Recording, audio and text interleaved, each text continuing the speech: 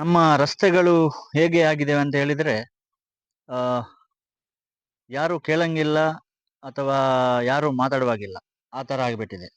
ಯಾರಾದ್ರೂ ಒಬ್ರು ಎದ್ದು ನಿಂತು ಪ್ರಶ್ನೆ ಕೇಳಿದ್ರೆ ಆ ನೀನ್ ಯಾರಯ್ಯ ಪ್ರಶ್ನೆ ಕೇಳಲಿಕ್ಕೆ, ನೀನು ದೊಡ್ಡ ದೇಶದ್ರೋಹಿ ಅನ್ನುವ ಒಂದು ಪಟ್ಟವನ್ನು ಕಟ್ಟುವಂತಹ ಒಂದು ರಾಜಕೀಯ ವ್ಯವಸ್ಥೆ ನಮ್ಮ ದೇಶದಲ್ಲಿ ಇವತ್ತು ಒಂದು ಆ ಬೇರೂರಿದೆ ಅಂತ ಹೇಳ್ಬೋದು. ಮೊನ್ನೆ ಒಂದು ತಾಯಿ ಅಥವಾ ಒಬ್ಬರ ಅಕ್ಕ, ಒಬ್ಬರ ತಂಗಿ, ಒಬ್ಬರ ಮನೆಯ ಮಗಳು ಆ ಒಂದು ಕ್ರೂರ ವಿಧಿಯ ಲೀಲೆಗೆ ಬಲಿಯಾಗಿ ಆ ಒಂದು ಆ ಅಪಘಾತದಲ್ಲಿ ಸಾವನ್ನಪ್ಪಿದಾಗ ಅದೆಷ್ಟೋ ಜನರ ಒಂದು ಹೃದಯ ಚುರ್ರ ಅಂತ ಹೇಳಿತ್ತು.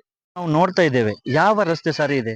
ಯಾರೋ ಒಬ್ರು ಮೊನ್ನೆ ಒಂದು ಸ್ಟೇಟಸ್ ಹಾಕಿದ್ರು, ಕೆಂಪು ಕಲ್ಲು ಜಾತ್ರೆ, ಅದು ಇದು ಉತ್ಸವ, ಡಿಜೆ ಎಲ್ಲವನ್ನು ಬಂದ್ ಮಾಡುವಂತ ಸರ್ಕಾರಕ್ಕೆ ರಸ್ತೆಗಳನ್ನು, ಗುಂಡಿಗಳನ್ನು ಮುಚ್ಚಲಿಕ್ಕೆ ಯಾಕೆ ಆಗ್ತಾ ಇಲ್ಲ ಅಂತ ಒಂದು ಸ್ಟೇಟಸ್ ಹಾಕಿದ್ರು. ಅದರ ಕೆಳಗಡೆ ಒಂದು ಟ್ಯಾಗ್ಲೈನ್ ಅನ್ನು ಕೂಡ ಹಾಕಿದ್ದಾರೆ, ಕೇವಲ ರಾಜ್ಯ ಸರ್ಕಾರಕ್ಕಾಗಿ ಮಾತ್ರ ಅಂತ.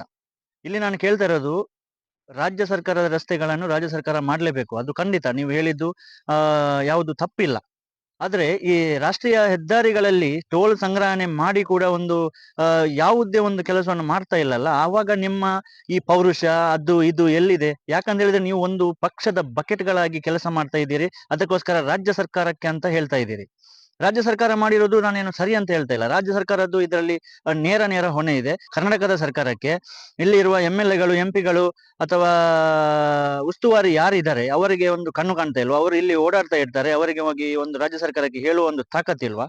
ಒಂದು ವಿಷಯ ನಾನು ಹೇಳ್ತೇನೆ, ಯಾವತ್ತು ಪ್ರಜೆಗಳಾಗಿ ಯೋಚನೆ ಮಾಡಿ, ಒಂದು ದೇಶದ ಪ್ರಜೆಯಾಗಿ ಯೋಚನೆ ಮಾಡಿ. ಒಂದು ಪಕ್ಷದ ಬಕೆಟ್ಗಳಾಗಿ, ಒಂದು ಪಕ್ಷದ ಗುಲಾಮನಾಗಿ, ಒಂದು ಪಕ್ಷದ ಭಕ್ತನಾಗಿ ನೀವು ಕೆಲಸ ಮಾಡುವುದಾದರೆ ಇಂಥ ಒಂದು ಅನಾಹುತಗಳು ನಡೀತಾನೆ ಇರುತ್ತೆ. ಪ್ರಶ್ನೆ ಮಾಡುವವರು ಯಾರಿಲ್ಲ ಸ್ವಾಮಿ. ಇಲ್ಲಿ ಒಬ್ಬ ಯಾವುದೋ ಒಂದು ಪಕ್ಷದ ಪ್ರಶ್ನೆ ಮಾಡ್ತಾನೆ ಅಥವಾ ಯಾವುದೋ ಒಂದು ಸಾಮಾನ್ಯ ಪ್ರಜೆ ಪ್ರಶ್ನೆ ಮಾಡ್ತಾನೆ, ಈ ಪಕ್ಷದ ಬಕೆಟ್ ಬಂದು ಅವನಿಗೆ ದೇಶದ್ರೋಹಿ, ನೀನು ಹಾಗೆ, ನೀನು ಹೀಗೆ, ನನ್ನ ಪಕ್ಷದ ಬಗ್ಗೆ ಮಾತಾಡ್ತಿದ್ಯಾ, ನನ್ನ MLA ಗೆ ಮಾತಾಡ್ತಿದ್ಯಾ ಹಾಗೆ ಅಂತ ಬೈದು ಅವನನ್ನು ಸುಮ್ಮನೆ ಮನೆಯಲ್ಲಿ ಕುಳಿಸುವ ಒಂದು ಕೆಲಸವನ್ನು ಮಾಡುವಂತ ಈ ಒಂದು ದುಷ್ಟ ಅಧಿಕಾರ ವ್ಯವಸ್ಥೆಯಲ್ಲಿ ನಾವೀಗ ಇದ್ದೇವೆ. ಇವಾಗ ನೀವು ನೋಡ್ಬೋದು, ಒಂದು ಪಡುಬಿದ್ರಲ್ಲಿ ಟೋಲ್ ಗೇಟ್ ಇದೆ, ಅಲ್ಲಿಂದ ಆ ಕಡೆ ಹೋದ್ರೆ ಸಾಸ್ತಾನ್ ಟೋಲ್ ಗೇಟ್ ಇದೆ, ಈ ಕಡೆ ಬಂದ್ರೆ ವಾಪಸ್ ನಿಮ್ಗೆ ಸುರತ್ಕಲ್ ಇದ್ದದನ್ನು ಈಗ ಕ್ಲೋಸ್ ಮಾಡಿದ್ದಾರೆ, BC ರೋಡ್ ಅಲ್ಲಿ ಟೋಲ್ ಗೇಟ್ ಇದೆ. ಯಾವ ರಸ್ತೆ ಸಮ ಇದೆ ಸ್ವಾಮಿ? ಟೋಲ್ ಗೇಟ್ ನೀವು ಕಲೆಕ್ಟ್ ಮಾಡ್ತೀರಾ? ನಾವು ಒಂದು ಗಾಡಿ ತಗೊಳ್ತಕ್ಕೆ ಹೋಗ್ತಾ ಇದ್ದೇವೆ, ಅಲ್ಲಿ ಹೋಗಿ ಒಂದು ಕಾರ್ 4 ವೀಲರ್ ತಗೊಳ್ಬಹುದು, 2 ವೀಲರ್ ತಗೊಳ್ಬಹುದು, ಆ ಟ್ಯಾಕ್ಸ್, ಈ ಟ್ಯಾಕ್ಸ್, ರೋಡ್ ಟ್ಯಾಕ್ಸ್, ಎಷ್ಟು ಟ್ಯಾಕ್ಸ್ ಗಳನ್ನ ತಗೊಂಡು ಮಾಡ್ತೀರಿ? ಏನ್ ಮಾಡ್ತಾ ಇದ್ದೀರಿ? ತಿಂದು ತೇಗ್ತಾ ಇದ್ದೀರಿ ನೀವು? ಮನೆಯಲ್ಲಿ ತಗೊಂಡೋಗಿ ಏನು ಹಾಸಿಗೆ ಮಾಡ್ತಾ ಇದ್ದೀರಾ ಆ ದುಡ್ಡಿದು? ನಮ್ಮ ಮಂಗಳೂರು ಜಿಲ್ಲೆ ಅಂತಾರಾಷ್ಟ್ರೀಯ ಏರ್ಪೋರ್ಟ್ ಇರುವಂತಹ ಜಿಲ್ಲೆ.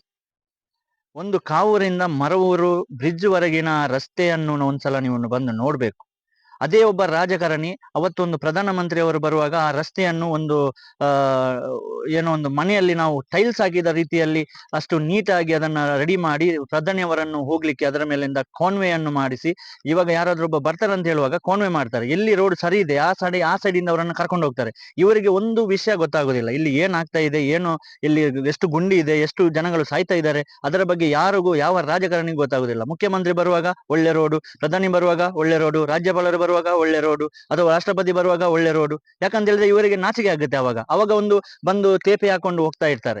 ಸರಿ, ಅಲ್ಲಿದ್ದು ಒಂದು ಏನೋ ಸಮಸ್ಯೆಯಲ್ಲಿ ರೋಡ್ ಹೋಗಿದೆ ಅಂತ ಹೇಳಿದ್ರೆ ಇಲ್ಲ, ಏರ್ಪೋರ್ಟ್ ದಾಟಿದ ನಂತರ ನೀವು ಬಜ್ಪೆವರೆಗೆ ನೀವು ಬರ್ಬೇಕು, ಅಲ್ಲಿ ಇರುವ ರೋಡಿನ ಅವಸ್ಥೆ ನೋಡ್ಬೇಕು. ಎಷ್ಟು ಮಂದಿ ದಿನಂಪ್ರತಿ ಆ ಬೈಕ್ ಸವಾರರು ಎಷ್ಟು ಜನ ಬೀಳ್ತಾರೆ ಆ ರೋಡಲ್ಲಿ, ಸ್ಕಿಡ್ ಆಗಿ ಬಿದ್ದಿದ್ದು ನಾನು ನೋಡಿದ್ದೇನೆ ಕಣ್ಣಾರೆ. ಮಂಗಳೂರಿಂದ ನೀವು ಉಡುಪಿಗೆ ಹೋಗ್ಬೇಕು, ಆವಾಗ ಇರುವ ರಸ್ತೆ ಹೊಂಡಗಳನ್ನ ನೋಡ್ಬೇಕು. ಇವಾಗ ಏನೋ ಅಲ್ಲಿ ತೇಪೆ ಆಗ್ತಾ ಇದ್ದಾರೆ, ಮೊನ್ನೆ ಒಂದು ಜೀವ ಹೋಗಿದೆ ಅದಕ್ಕೋಸ್ಕರ ತೇಪೆ ಆಗ್ತಾ ಇರೋದು, ಮತ್ತೆ ಯಾವುದು ಅವರನ್ನು ಒಳ್ಳೆತನದಿಂದ ಆಗ್ತಾ ಇರೋದಲ್ಲ ಈ ರೋಡನ್ನೆಲ್ಲ.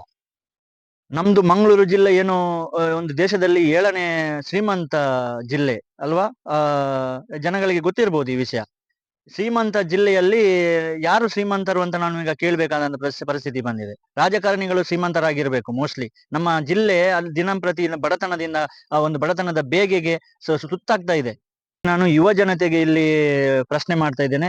ನಮ್ಮ ಯುವ ಜನತೆ ಸತ್ತು ಬಿದ್ದಿದೆ. ನಮ್ಮ ಯುವ ಜನತೆ ಇವತ್ತು ಬೀದಿಗೆ ಬರ್ತಾ ಇಲ್ಲ. ನಮ್ಮ ಯುವ ಜನತೆ ಕೇವಲ ಒಂದು ಪಕ್ಷದ ಬಕೆಟ್ಗಳಾಗಿ, ಯಾವುದೇ ಒಂದು ಪಕ್ಷ ಇರಲಿ, ನಾನು ಅದು ಪಕ್ಷ ಇದು ಪಕ್ಷ ಅಂತ ಹೇಳ್ತಾ ಇಲ್ಲ, ಕೆಲವು ಇವರು ಅವರದ್ದು ಇದು ಬಕೆಟ್ ಹಿಡಿತಾರೆ, ಕೆಲವರು ಇವರದ್ದು ಬಕೆಟ್ ಹಿಡಿತಾರೆ.